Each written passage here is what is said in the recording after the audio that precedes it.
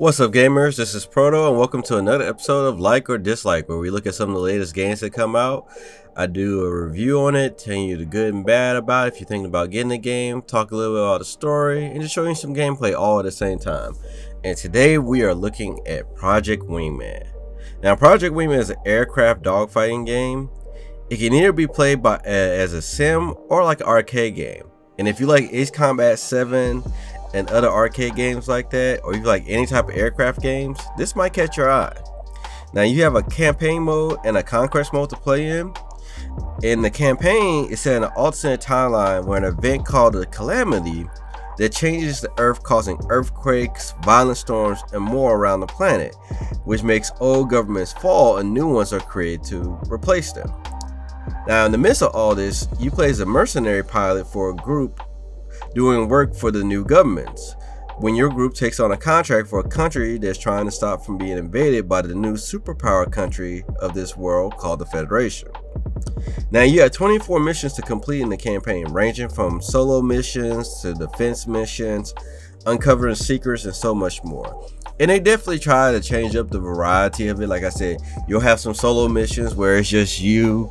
You have missions where it's you and your wingman, where you have to defend certain areas or you gotta launch sneak attacks. And they even have a unique mission where you have to be specific on who you attack and who you don't attack. And if you attack the wrong person, the mission is over. So they definitely try to make the missions with variety in it. Now, along with that, you have 20 aircraft to choose from, each with their own selection of weapons and color themes to choose from. And I thought that was a nice little touch, because like with each aircraft, they only have so many slots. Some aircraft have 1 slot, some aircraft have 3 slots. And with each slot, you can only put certain type of weapons to it. So if you have a bombing type aircraft, all you're going to have is just the type of bombs you can choose from. You may have one aircraft that only has 1 selection slot, but you can choose from either air targets or ground targets, or a combination of both. So I thought that really played in part. It really helped you decide which aircraft you really want to use. Now, the game's a balance of challenging and fun, but you don't have checkpoints mid-mission, so if you die, you will have to start from the beginning. So keep that in mind if you have a tough time getting killed. Now, the dialogue and the story was really good in my opinion.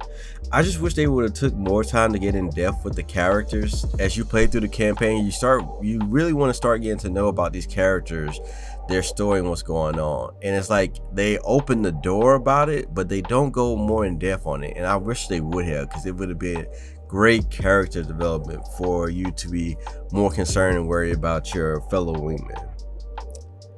Now, the music was amazing in my opinion. The tracks for each mission set the mood quite well.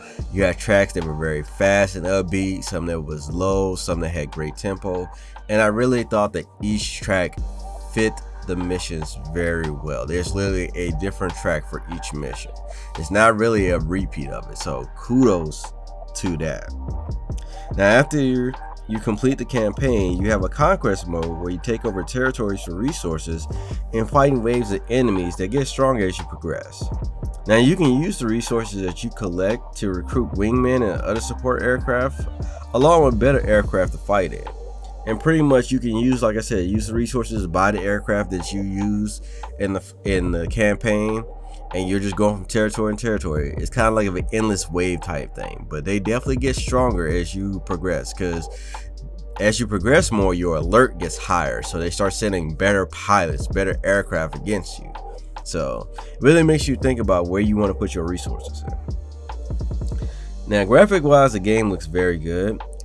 This gameplay, as you guys are seeing, is being played from the ultra settings on PC.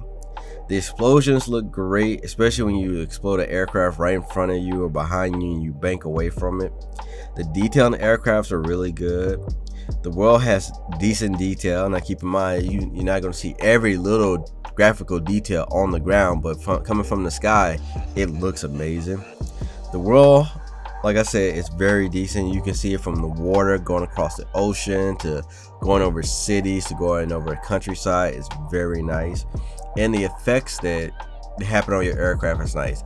From the simple fact of you banking and climbing, you're seeing the wind combing over your wings, so you flying through clouds and your aircraft is shaking because of the turbulence. I thought that was a very nice touch on it. And that's pretty much the review of the game. So that being said, let's jump into the pros versus the cons. Starting off with the pros, the first one we're going to look at is the gameplay. Overall, the gameplay is fun. It's a mix of challenging, fun. It's never really a dull moment. Even with choosing your aircraft and choosing your targets to attack, it definitely makes it a lot of fun. The next pro we're going to look at is the music. The music, in my opinion, was great. And I've always said this about nearly every game. The music has to be right. And if the music is not right, it can mess up the entire game. But they did an excellent job with the music on this game.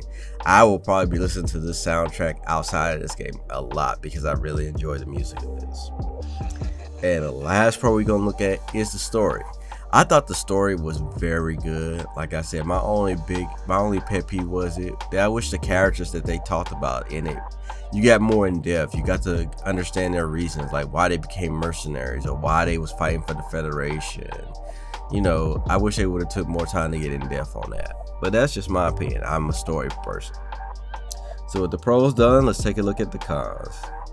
The first con we're going to look at is the no checkpoints. Like I said, every mission you have to complete from the beginning, and if you die in it, you will have to start all the way from the beginning, even if you're at the very end of it. So I know that can make a lot of people mad. That can make some people rage quit. So just keep that in mind. The next con we're going to look at, the game can get repetitive.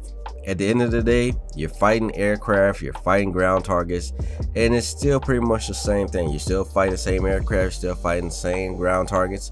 Some are better, some are more sophisticated, but at the end of the day, that's what you're fighting. So I can understand it can feel repetitive towards the end, especially in the campaign. And the last con, this is especially for the Conquest mode, it's pretty much just a mode to grind and have fun. Just to play around, playing in different aircraft, hitting targets, because you're still going to be fighting the same thing.